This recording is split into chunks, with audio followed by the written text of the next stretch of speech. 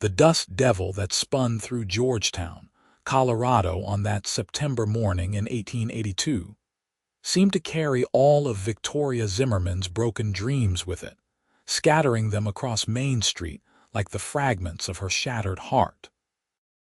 She stood outside Cromwell's pawn shop with empty hands and emptier pockets, watching the morning sun glint off storefronts while merchants swept their porches, and the stage rumbled past, knowing that the thin gold band that had graced her finger for 3 years now sat behind glass inside, tagged with a number like it meant nothing at all. The funeral had cost more than she possessed. Her younger brother Thomas had died suddenly from pneumonia just 2 weeks past, leaving her as his only kin to see him properly buried. At 23, Victoria had already buried her parents and her husband, and she refused to let Thomas rest in an unmarked grave in Potter's Field. The ring had been her last possession of value, the only thing standing between her brother and an indecent burial. She had made her choice with clear eyes and a breaking heart, sliding that band across the pawnbroker's counter and watching him examine it with cold calculation before counting out $47 that smelled of other people's desperation. The carpenter had built a decent pine coffin. The preacher had spoken kind words. Thomas rested now in the cemetery on the hill with a proper headstone that bore his name. Victoria told herself it was enough, that her dead husband would have understood, that sometimes love meant sacrifice. But her hand felt naked and wrong, and every time she glanced down at her bare finger, grief opened fresh inside her chest. She had been standing outside that pawn shop for 10 minutes, staring at nothing, when a voice beside her said, "You planning to walk through that door or just wear a hole in the boardwalk?" Victoria turned to find a tall man watching her with concerned eyes the color of creek water in summer. He wore dusty trail clothes and a hat pushed back on dark hair, and a silver star gleamed on his vest. She recognized him vaguely as one of the cowboys who worked the Fletcher Ranch west of town, though she had never spoken to him directly. He carried himself with an easy confidence that suggested he knew exactly who he was and felt no need to prove it. "Just leaving," Victoria said, her voice steadier than she felt. She moved to step past him, but he shifted slightly, not blocking her path exactly, just making it clear he had more to say. "Name is Ethan Vance," he said, touching his hat brim. "I have been working the Fletcher place for about 6 months now. Saw you at the cemetery last week. I am sorry for your loss." The kindness in his tone threatened to undo her completely. Victoria swallowed hard and nodded. "Thank you, my brother. He was only 19. Ethan's expression softened further. "Too young. My own brother died at 18 from a horse kick." Some griefs do not ever fully heal. They just become part of who you are. Something about the way he said it, without platitude or false comfort, made Victoria actually look at him properly. He was perhaps 26 or 27, with a weathered face that suggested he spent most of his time outdoors and smile lines around his eyes that indicated he did not take life too seriously. There was a gentleness in his manner that seemed at odds with the colt riding his hip and the rope calluses she could see on his hands. "I should get to work," Victoria said, though in truth she had no work to get to. She had been seamstress to Mrs. Catherine Brennan, but that lady had moved to Denver 3 weeks ago, and Victoria had not yet found new steady employment. She had been taking in mending and alterations, barely scraping together enough for rent on her tiny room above the general store. "You coming out of Cromwell's place?" Ethan asked, his gaze flicking to the pawn shop door. Victoria felt heat rise in her cheeks.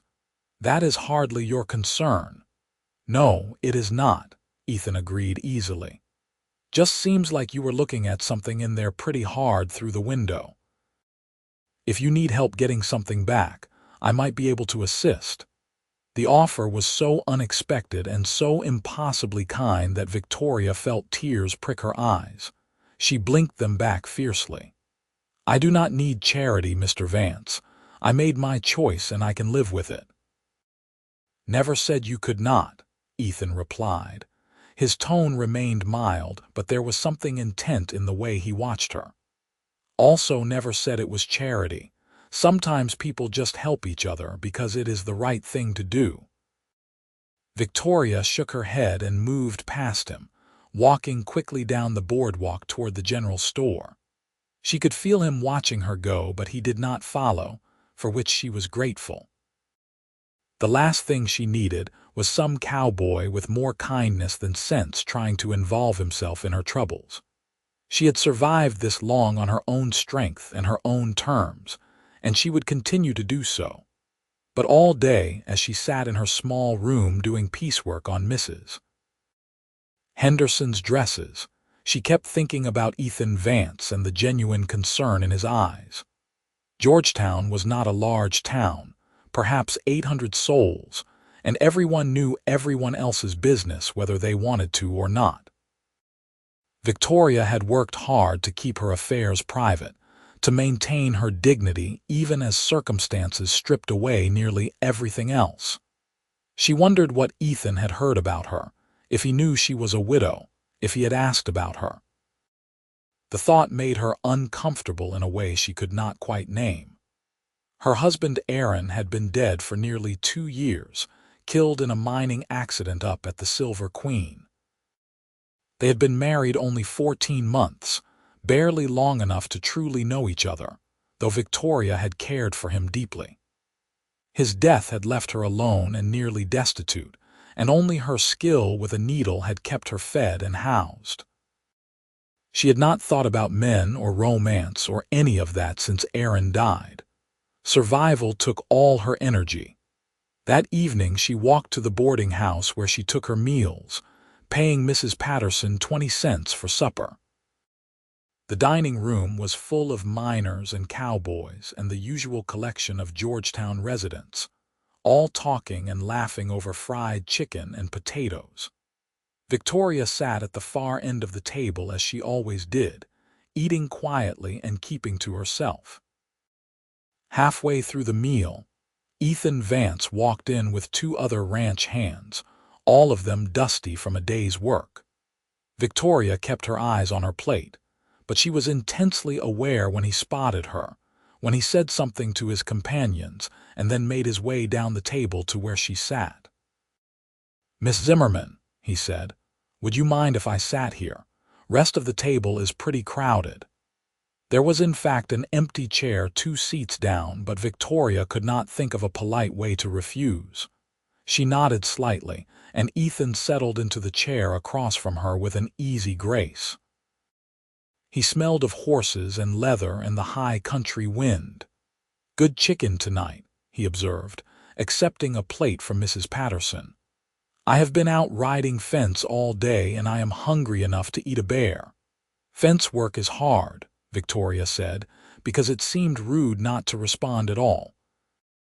"Honest work, though," Ethan replied. "I like being outside, seeing the mountains, watching the weather roll in. Beats being underground in the mines, I can tell you that." "You worked the mines?" "For about 6 months after I first came to Colorado 3 years back," Ethan said. He cut into his chicken with focus. "Hated every minute of it. Too dark, too close, too dangerous. Lost 2 friends in a collapse and decided I would rather take my chances with ornery cattle and bad weather." Victoria thought about Aaron, crushed under tons of rock when a tunnel gave way. She pushed her potatoes around her plate. "It is dangerous work. That it is." Ethan's voice had gone gentler, and when Victoria glanced up, she found him watching her with understanding. "Your husband worked the Silver Queen, did he not? You seem to know a great deal about me." "Small town," Ethan said with a slight shrug. "People talk. I hope you do not mind my asking." Victoria set down her fork. "Aaron died in 1880. We had only been married a short time." "I am sorry," Ethan said, and once again his sympathy sounded genuine rather than perfunctory. "Seems like you have had more than your share of grief for someone so young. Grief does not care about age," Victoria replied. "It takes what it wants when it wants." "True enough." Ethan took a drink of his coffee, then said carefully, "That ring in Cromwell's window. The one with the small garnet. That was yours, was it not?" Victoria's hands clenched in her lap. "I told you that is not your concern." "I know what Cromwell charges for redemption," Ethan continued as if she had not spoken. $47 plus 10% interest per month. You pawned it 2 weeks ago, which means you owe about $52 now to get it back. By next month it will be closer to 60. "How do you know what I pawned it for?" Victoria demanded, her voice sharper than she intended. "I do not," Ethan admitted, "but I can guess. Funeral costs money, and I am guessing you did not have much to spare. You did right by your brother, Miss Zimmerman. That took courage." Victoria felt her throat tighten. "It does not matter. What is done is done. I will never have $52, so the ring will eventually be sold, and that will be that. What if you could get it back? And how would I do that? Rob the bank?" Victoria shook her head. "I appreciate your concern, Mr. Vance, but there is nothing to be done. Now, if you will excuse me, I have lost my appetite." She stood quickly and left the dining room, not caring that she had barely touched her food or that people were watching. The walls felt too close, the room too warm, everything pressing in on her.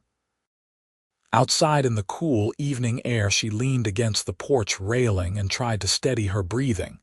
She heard the door open behind her but did not turn around. "Please leave me alone," she said. "In a minute," Ethan replied. He came to stand beside her, not touching, just a presence in the gathering dusk. "I have a proposition for you." "I am not that kind of woman," Victoria said coldly. "Did not suggest you were," Ethan said, unruffled. "I am talking about honest work. Mrs. Fletcher is looking for someone to help around the ranch house. Cooking, cleaning, mending. She is not as young as she used to be, and the work is getting to be too much. The job pays $30 a month plus room and board." Victoria turned to stare at him. $30 a month. "That is right. It is hard work, long days, but it is steady. You could have the ring back in 2 months, maybe less if you are careful with your money." "Why are you doing this?" Victoria asked. "You do not even know me." Ethan was quiet for a moment, looking out at the mountains that rose dark against the twilight sky. "My brother died because we were too poor to afford a doctor," he said finally. "We were sharecroppers in Kansas, barely scraping by, and when Joseph got sick there was nothing we could do but watch him suffer. After he died, my mother sold her wedding ring to buy him a coffin. I saw what it did to her, wearing that grief on her bare hand every day. I was only 16, and there was nothing I could do to help her." He turned to look at Victoria directly. "I am not 16 anymore, and I can help now, so let me. No charity, just an honest job offer that happens to pay well." Victoria searched his face in the fading light, looking for ulterior motives, for the catch that surely had to exist. But all she saw was sincerity and a kind of quiet determination. "Does Mrs. Fletcher truly need help? Go ask her yourself if you do not believe me," Ethan said. "The ranch is an hour's ride west of town, or I can bring her into Georgetown tomorrow and you can meet her here." "I do not understand why you care," Victoria said softly. "Maybe I am just tired of watching good people suffer when there is something I can do about it," Ethan replied. "Or maybe I think you deserve a break after everything you have been through." "Does the reason matter?" Victoria thought about her wedding ring sitting in Cromwell's window, about the empty finger that reminded her every moment of all she had lost. She thought about spending another winter taking in piecework and stretching every penny until it screamed, about the constant fear of not making rent, of ending up with nowhere to go. Pride was a luxury she could no longer afford. "I would like to meet Mrs. Fletcher," she said. Ethan smiled, and it transformed his whole face, making him look younger and more carefree. "I will bring her to town tomorrow afternoon. Meet us at the hotel dining room at 3 o'clock. "I will be there," Victoria promised. She watched him walk back into the boarding house, then stood alone in the darkness for a long time, wondering what she had just agreed to and whether she was making a terrible mistake.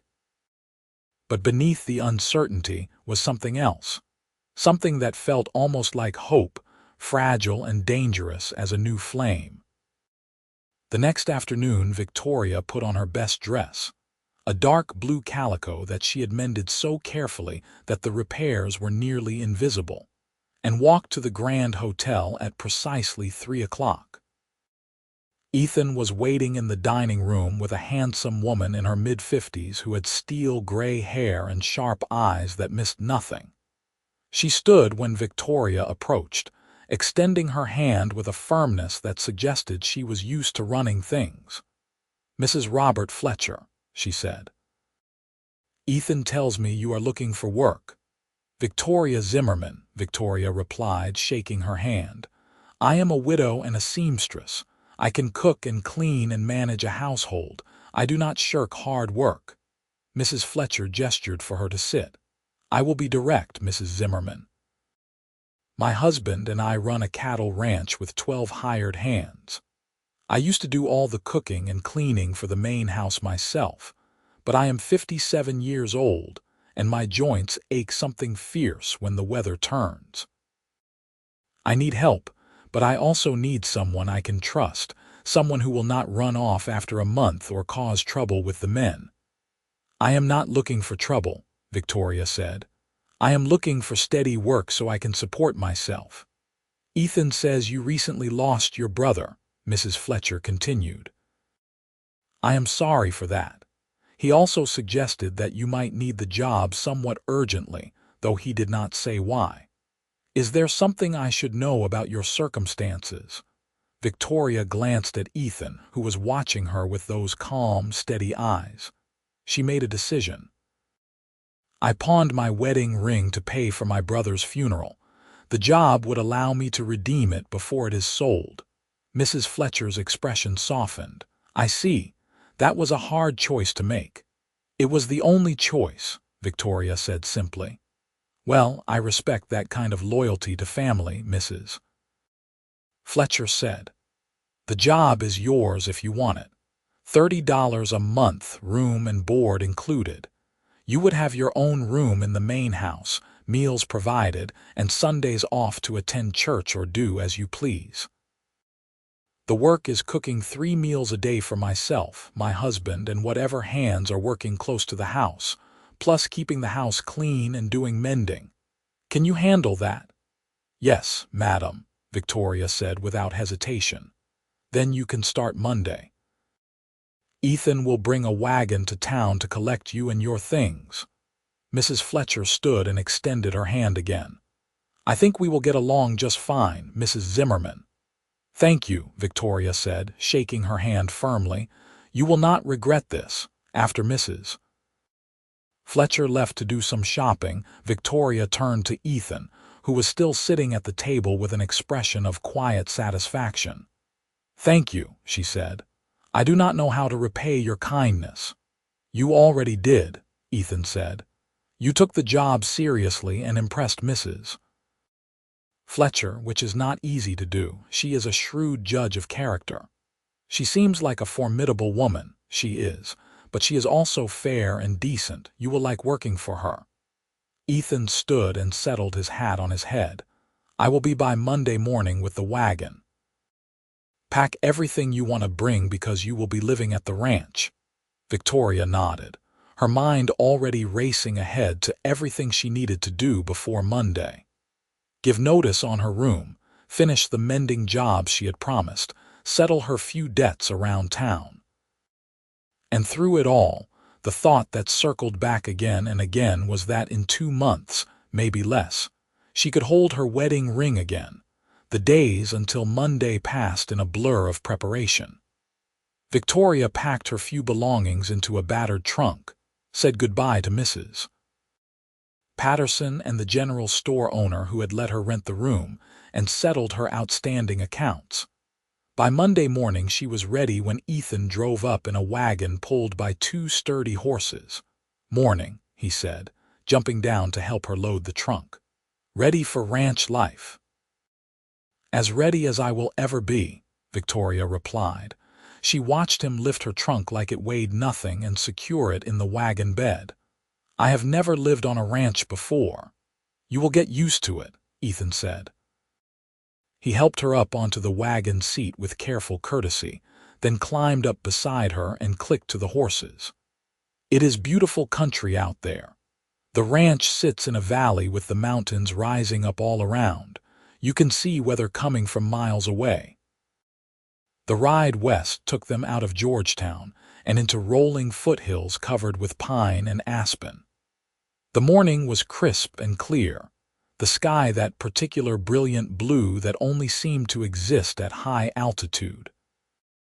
Victoria found herself relaxing despite her nervousness, lulled by the rhythm of the horses and the beauty of the landscape.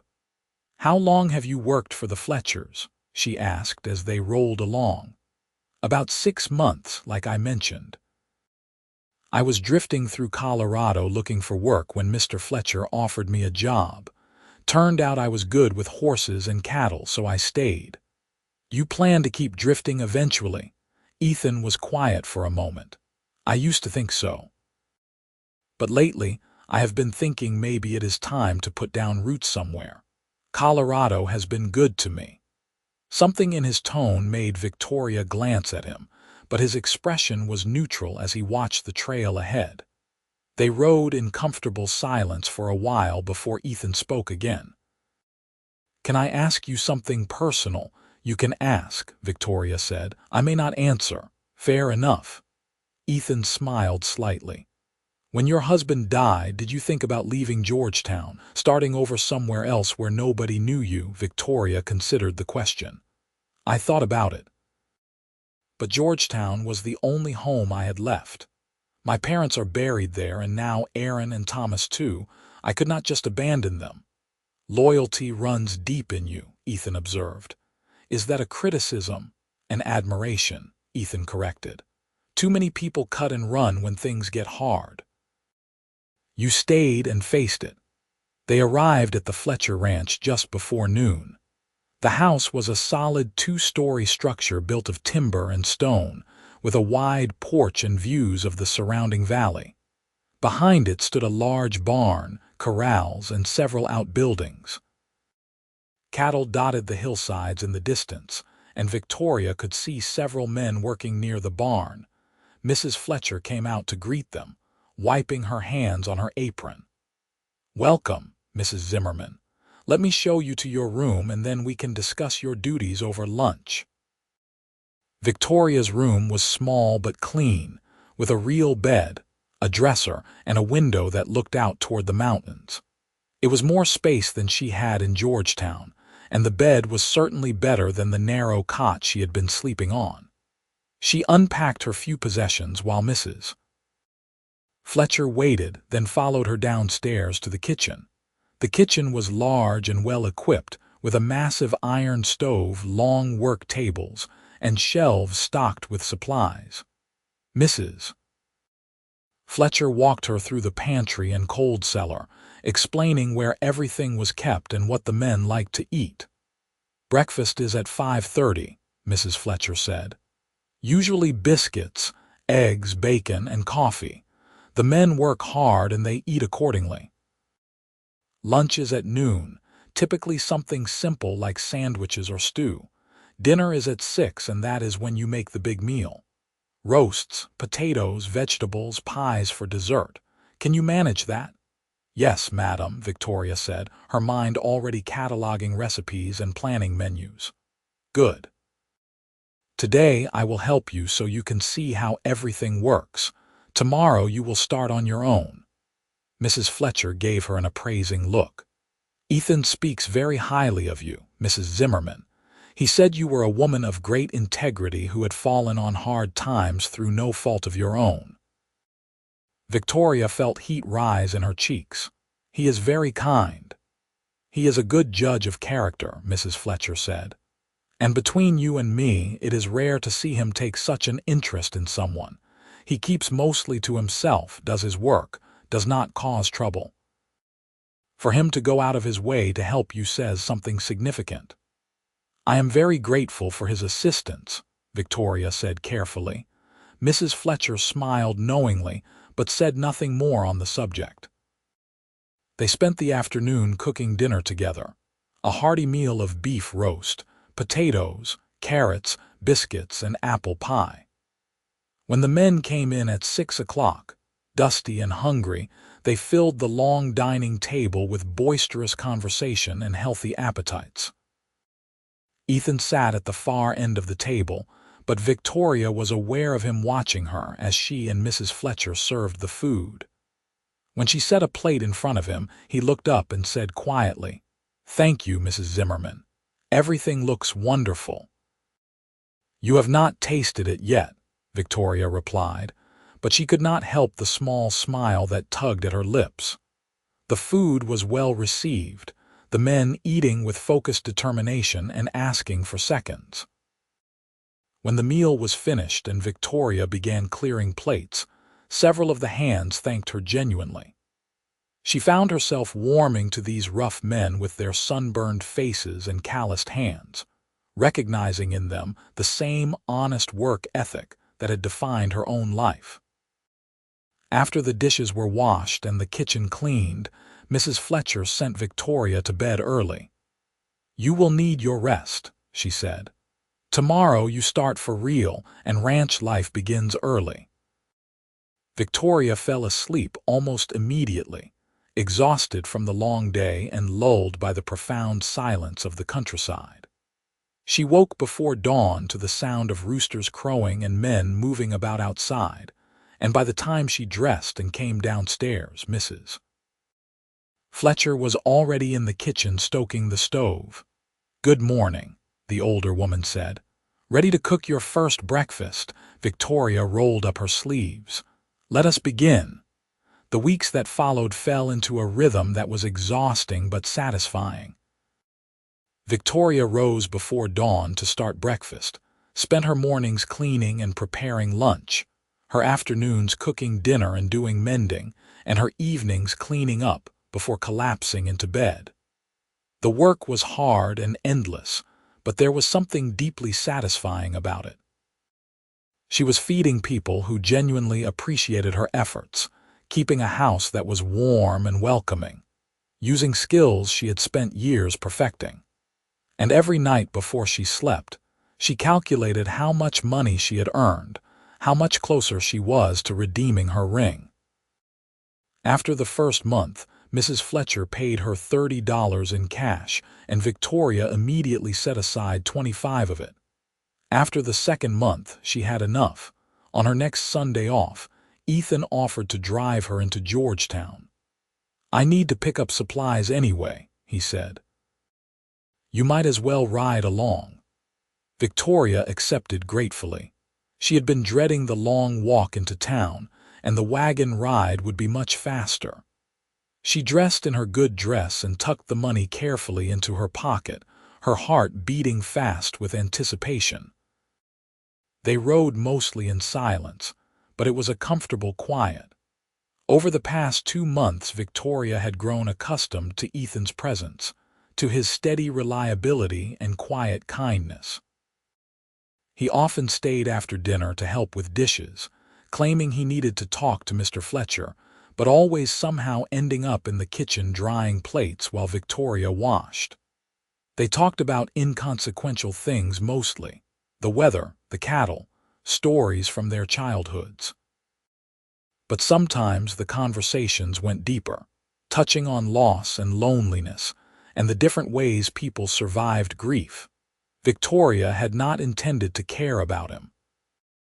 She had not intended to notice how his eyes crinkled when he smiled, or how gentle he was with the horses, or how he always made sure she had help carrying heavy things.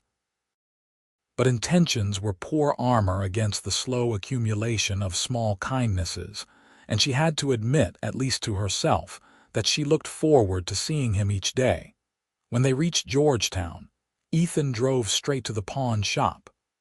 "I will wait here," he said, but Victoria shook her head. "Come with me," she said impulsively. "I want you there." They walked into Cromwell's together, and the pawnbroker looked up with his usual expression of calculated assessment. "Help you?" he asked. "I am here to redeem my wedding ring," Victoria said, placing the money on the counter. "I pawned it 2 months ago for $47. Cromwell consulted his ledger. "That would be $57 with interest." Victoria's heart sank. She had only $55. "But you said 10% per month. That should only be $51.70. 10% compounding monthly," Cromwell said with a thin smile. "Plus a storage fee, says so right here in the contract you signed." Victoria felt tears of frustration burn her eyes. She had been so close. "I only have $55. "Then you do not have enough," Cromwell said flatly. "Come back when you have the full amount." "How much is the ring worth if you sell it?" Ethan asked suddenly. Cromwell looked at him with narrowed eyes. "Why? Just curious what you would make on the transaction." "About $90 if I get the right buyer," Cromwell admitted. "So you are trying to squeeze an extra $2 out of a widow who has already paid back more than the original loan," Ethan said. His voice was calm, but there was steel underneath. "That seems particularly heartless, even for you." "Business is business," Cromwell said with a shrug. Ethan reached into his own pocket and pulled out 2 silver dollars. He placed them on the counter next to Victoria's money. "Now she has enough." "Ethan, no," Victoria protested, but he held up his hand. "It is done," he said simply.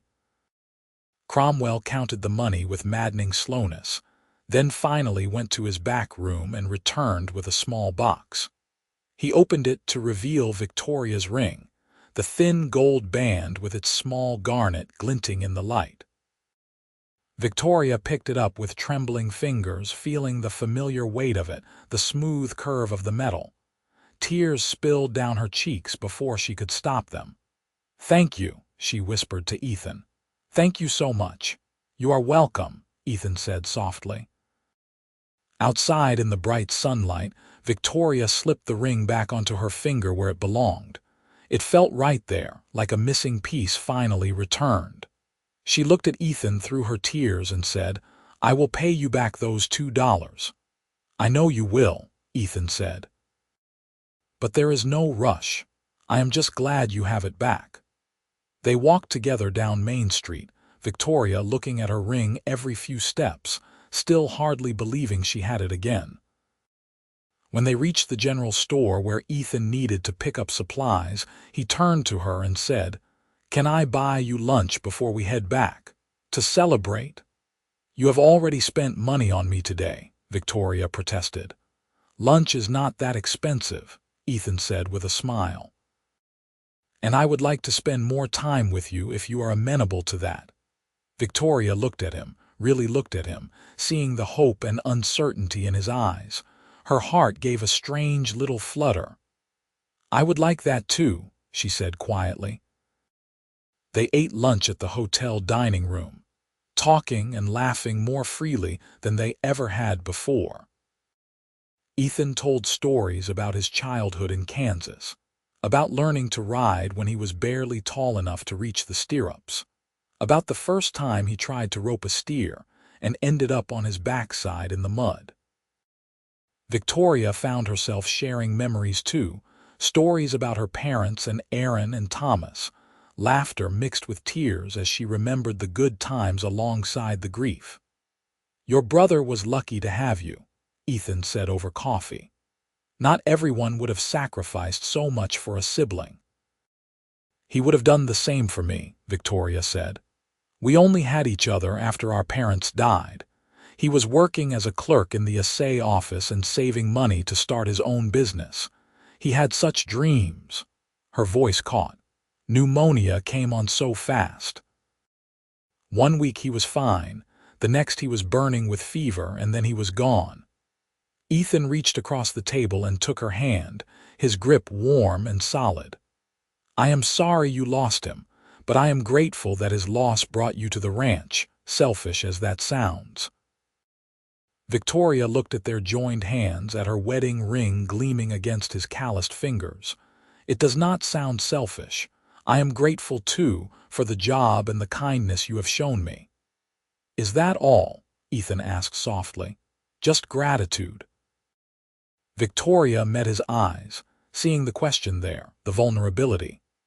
She thought about the past 2 months, about how she had started looking for him each morning, how his presence made the hard days easier, how his smile could lift her spirits even when she was exhausted. She thought about how safe she felt around him, how he made her laugh, how he treated her with a respect and gentleness that made her feel valued rather than pitied. "No," she said, "not just gratitude. I have come to care for you, Ethan. More than I expected to, more than I thought I could after losing Aaron." Ethan's face lit up with a joy so pure it made him look almost boyish. "I have been hoping you might feel that way. I have cared for you since the first time I saw you outside Cromwell's shop looking so proud and heartbroken. I wanted to help you, but I also wanted to know you, to be near you. These past 2 months have been the best I have had in a long time." "I need to go slowly," Victoria warned. "My heart has been through so much grief. I am not ready to rush into anything." "We will go as slowly as you need," Ethan promised. "I am a patient man, Victoria, and you are worth waiting for." The ride back to the ranch that afternoon felt different, charged with new awareness and possibility. Ethan held her hand as he drove, and Victoria leaned against his shoulder, feeling something she had not felt in years. Not just hope, but genuine happiness, tentative and new but undeniably real. Mrs. Fletcher noticed the change immediately when they returned. She said nothing directly, but Victoria caught her smiling knowingly more than once over the next few days. The other ranch hands began teasing Ethan gently about spending so much time in the kitchen, and he bore it with good humor, never denying their implications. October came, bringing cooler weather and the changing of the aspen leaves to gold. Ethan took Victoria riding on her Sundays off, showing her the beautiful country around the ranch, teaching her to sit a horse properly and handle the reins. They packed lunches and rode up into the mountains, finding meadows where they could sit and talk for hours, learning each other's stories, sharing dreams and fears and the small daily thoughts that built intimacy. One Sunday in late October, they rode to a high meadow with views that stretched for miles, the mountains rising sharp and beautiful against the brilliant sky. They spread a blanket and ate bread and cheese and apples while the horses grazed nearby. The air was crisp and clean, scented with pine and the first hint of coming winter. "I have been thinking," Ethan said, lying back on the blanket with his hat over his face against the sun. "Mr. Fletcher offered me the foreman position. His current foreman is retiring and moving to California to live with his daughter." Victoria looked at him in surprise. "That is wonderful. You deserve it." "It comes with better pay and a house," Ethan continued. "A small place, just 2 rooms and a kitchen, but it is mine to use as long as I work for Fletcher. I would be making $50 a month." "You should take it," Victoria said. Ethan pushed his hat back and looked at her seriously. "I want to. But I find myself thinking about that house and wondering who would share it with me. It seems too big for just one person." Victoria's heart began beating faster. "Ethan." He sat up and took both her hands in his. "I know we said we would go slowly, and I am not trying to rush you. But I also do not want to hide how I feel. I love you, Victoria. I think I started falling for you the first day I saw you, and these past months have only made me more certain. You are strong and brave and kind, and you make me want to be a better man. I know you have been hurt, and I know you need time, but I also know that life is short and precious, and I do not want to waste the time we have." Victoria felt tears sliding down her cheeks, but they were not tears of grief. "I love you too," she whispered. "I did not think I could feel this way again, but you have shown me that my heart still works, that I can still hope and dream and plan for a future." Ethan cupped her face gently, his thumbs brushing away her tears. "Then marry me. Not today, not tomorrow if you are not ready. But someday, when you feel like you can. Marry me and share that little house with me. Build a life with me. Let me spend every day proving that you made the right choice." Victoria thought about her wedding ring, about how it represented both her past and now, impossibly, her future. She thought about Aaron, about how he had been kind and decent, about how she believed he would want her to be happy rather than remaining alone out of loyalty to his memory. She thought about Thomas and her parents, about how they would have liked Ethan, how they would have approved of his integrity and his gentle strength. "Yes," she said. "Yes, I will marry you, not right away, but soon. I want to give us time to be certain to build our foundation properly. But yes, Ethan Vance, I want to marry you and build a life with you." Ethan kissed her then, soft and sweet and full of promise. Victoria kissed him back, tasting salt from her tears and feeling something unfurl in her chest, something that had been tightly closed for so long. Joy, she realized. She was feeling pure joy. They set the wedding date for spring, giving themselves 6 months to court properly and plan for their future. Ethan accepted the foreman position and moved into the little house, spending his spare time fixing it up and making it ready. Victoria continued working for Mrs. Fletcher, but now she cooked with a song in her heart, knowing that every day brought her closer to starting her new life. The winter was long and cold, with heavy snows that sometimes isolated the ranch for days at a time. But Victoria did not mind. She spent her evenings in the main house doing mending while Ethan sat nearby reading or mending tack, the two of them comfortable in each other's presence. Sometimes they talked for hours. Sometimes they sat in companionable silence. They were learning the rhythm of each other, the ebb and flow of moods and needs, building the deep understanding that would sustain them through decades together. In March, Victoria and Ethan rode into Georgetown to arrange for the wedding. They met with the preacher, who agreed to perform the ceremony at the church on the first Saturday in May. Victoria bought fabric and began sewing her wedding dress, a simple but elegant gown in cream-colored silk that Mrs. Fletcher helped her fit and finish. Ethan bought a new suit and had his boots polished until they gleamed.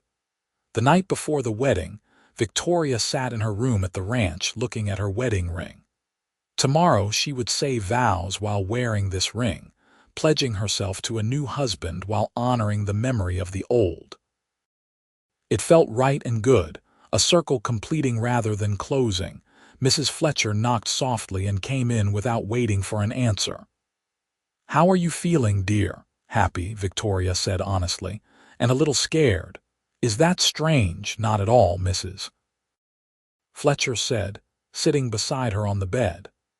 "Marriage is a leap of faith no matter how much you love someone, but I have watched you and Ethan together these past months, and I have never seen two people more suited to each other. You bring out the best in him, and he does the same for you. That is what a good marriage is." "Thank you," Victoria said, "for everything, for the job and the kindness and treating me like family." "You are family now," Mrs. Fletcher said firmly, "and you will continue to be after tomorrow. This ranch will always be your home if you need it." The wedding day dawned clear and beautiful, the kind of perfect spring morning that felt like a blessing. Victoria dressed carefully in her new gown, and Mrs. Fletcher helped arrange her hair and pin on the simple veil she had made from lace. When Victoria looked at herself in the mirror, she barely recognized the woman looking back. Gone was the grief-stricken widow with empty pockets and an empty heart. In her place stood a woman who had survived terrible loss and found the courage to love again. The church was full when they arrived, packed with ranch hands and townspeople, and everyone who had watched Victoria's struggle and rejoiced in her happiness. Ethan stood at the altar in his new suit, looking nervous and proud and so handsome that Victoria's breath caught in her throat. She walked down the aisle alone, carrying a bouquet of wildflowers that Mrs. Fletcher had picked that morning. When she reached Ethan, he took her hand and she saw tears glistening in his eyes. "You are so beautiful," he whispered. The preacher spoke about love and commitment, about the sacred bond of marriage and the importance of faithfulness and mutual respect. When it came time for the vows, Ethan and Victoria spoke clearly and firmly, their voices steady with certainty. And when the preacher pronounced them husband and wife, Ethan kissed her with such tenderness that Victoria felt her heart might burst from happiness. The reception was held at the ranch, with tables set up in the yard and enough food to feed an army. The hands had gone hunting and brought back 3 deer, and Mrs. Fletcher had overseen the preparation of a feast. There was dancing and music and laughter that lasted well into the evening. As the sun began setting, painting the mountains in shades of gold and rose, Ethan took Victoria's hand and led her away from the party toward their little house. Inside, he had prepared everything carefully, cleaning and arranging their few possessions, putting fresh flowers on the table, making the bed with new quilts. "Welcome home, Mrs. Vance," he said, lifting her over the threshold. Victoria laughed and kissed him. "It feels good to say that, Mrs. Vance. I like the sound of it." That night they came together as husband and wife with gentleness and passion, learning each other in new ways, building new memories to treasure. And later, lying in Ethan's arms in the darkness, Victoria looked at the wedding ring on her finger and thought about the journey that had brought her here. She had sold this ring to bury her brother, making an impossible sacrifice out of love. And Ethan had helped her get it back, not out of pity but out of recognition that some things were too precious to lose. In doing so, he had given her more than just a piece of jewelry. He had given her hope. He had shown her that kindness still existed, that not all men were out for themselves, that it was possible to be vulnerable and not be hurt. And in learning to trust him, she had learned to trust her own heart again. She had learned that grief did not have to be permanent, that loss could be survived, that life could be more than just endurance. "What are you thinking?" Ethan murmured sleepily. "That I am grateful," Victoria said softly, "for everything, for you finding me outside that pawn shop, for you caring enough to help, for you being patient while I learned to love again." Ethan tightened his arms around her. "I would do it all again in a heartbeat. You are worth every minute, Victoria. You are worth everything." They fell asleep wrapped around each other, and Victoria's last thought before dreams took her was that she had finally found her way home. The years that followed were full and rich, marked by hard work and deep contentment. Ethan thrived as foreman, earning the respect of the hands and Mr. Fletcher alike with his fair leadership and tireless dedication. Victoria continued to help Mrs. Fletcher with the cooking and house management, the 2 women becoming close friends as well as partners in running the household. In the spring of 1884, Victoria discovered she was pregnant. The news filled her with joy and terror in equal measure. She had not carried a child with Aaron, their marriage too brief for such blessings, and she found herself overwhelmed by the reality of it. But Ethan was thrilled, immediately becoming protective and solicitous, worrying over her constantly until Victoria had to laugh and remind him that women had been having babies since the dawn of time. Their son was born in early December, a healthy baby boy with Ethan's eyes and a lusty cry that announced his presence to the world. They named him Thomas Aaron Vance, honoring both Victoria's brother and her first husband, and when Victoria held him for the first time, she felt a sense of completion she had not known she was missing. Ethan proved to be a devoted father, spending every spare moment with Thomas, teaching him as he grew to sit a horse and rope a steer and recognize the weather signs in the mountains. Victoria watched her husband and son together and felt her love deepen into something profound and unshakable. In 1887, their daughter was born, a delicate girl with Victoria's dark hair and sweet temperament. They named her Caroline after Victoria's mother, and she grew up adored by her older brother and doted on by her father. The little house grew crowded with children and laughter, and the beautiful chaos of family life. Mr. Fletcher died in 1889, leaving the ranch to his wife with Ethan as her partner in managing it. It was a tremendous responsibility, but also a tremendous honor, recognition of how valuable Ethan had become to the operation. Mrs. Fletcher moved into a smaller house on the property and gave Ethan and Victoria the main house, finally giving them the space their growing family needed. Victoria sometimes thought about how different her life might have been if Ethan had not stopped to speak to her that September morning outside the pawn shop. She might have remained alone, scraping by on mending and charity, growing old before her time under the weight of grief and poverty. Instead, she had a husband who loved her fiercely, children who filled her days with purpose and joy, and a home that was truly her own. She still wore her wedding ring every day, that thin gold band with its small garnet. But now when she looked at it, she did not think about loss. She thought about resilience. She thought about second chances. She thought about the cowboy who had seen a widow in trouble and decided to help, not for reward or recognition, but simply because it was the right thing to do. On their 20th wedding anniversary in 1903, Ethan gave Victoria a new ring, a delicate gold band studded with small diamonds. "To go with your first ring," he said, slipping it on her finger above the original band. "One for each of the best 20 years of my life." Victoria kissed him with all the love she felt, this man who had saved her in more ways than she could count. "Here is to 20 more," she said. "And 20 after that," Ethan agreed, pulling her close. They stood together on the porch of their home, watching the sun set over the mountains as they had done thousands of times before. Their children were grown now, Thomas working the ranch alongside his father, Caroline married to a good man and living in Denver with her young family.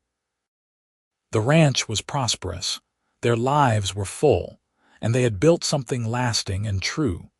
Victoria thought about the girl she had been at 23, broken and grieving and desperate. She thought about the courage it had taken to pawn that ring, to accept help from a stranger, to risk her heart on love again. And she thought about how every choice, every act of bravery or kindness or faith had led her to this moment, to this life, to this profound sense of rightness and peace. She had sold her wedding ring for a funeral and gotten it back, because a cowboy with a good heart had refused to let her sacrifice go unrewarded. But what she had really gotten back was herself, her hope, her belief that life could be good again. The ring was just gold and garnets, but what it represented was immeasurable. As the stars began appearing in the darkening sky, Ethan took her hand and she felt his thumb brush over her rings. "No regrets?" he asked softly, a question he had asked many times over the years. "Not a single one," Victoria said, meaning it with every fiber of her being. "Not one." They went inside together as the night settled over the Colorado mountains, Two people who had found each other against all odds and built a love story that would last the rest of their lives. And in the morning they would rise and do it all again, working side by side, loving deeply, grateful for every moment they had been given. Because that was what love was, Victoria had learned. Not grand gestures or perfect moments, but showing up every day and choosing each other over and over again. It was sacrifice and kindness, patience and passion, laughter and tears and everything in between. It was a wedding ring sold in desperation and returned in love, a symbol of how far she had come and how blessed she was to have arrived exactly where she was meant to be. Her journey had been hard, marked by losses that had nearly broken her. But she had survived, and in surviving she had discovered strength she never knew she possessed. And when the right man came along, she had been brave enough to trust again, to love again, to believe that happy endings were possible even after tragedy. The ring on her finger caught the lamplight as she moved through her home that night, checking that doors were locked and fires were banked, performing the nightly rituals of a life well lived. And she smiled, thinking about that desperate morning in 1882, when she had walked out of Cromwell's pawn shop with empty hands, not knowing that she was walking toward the greatest blessing of her life. She had pawned her wedding ring for a funeral, but a cowboy had made sure she got it back. And in the process, he had given her something even more precious, a second chance at happiness, a family to call her own, and a love that would sustain her through all the years to come. It was, Victoria thought as she climbed into bed beside the man who had been her partner and her love for 20 beautiful years, the best trade she had ever made. She had given up everything and received more than she could have imagined in return. And she would spend the rest of her life being grateful for every moment, every choice, every small kindness that had led her home,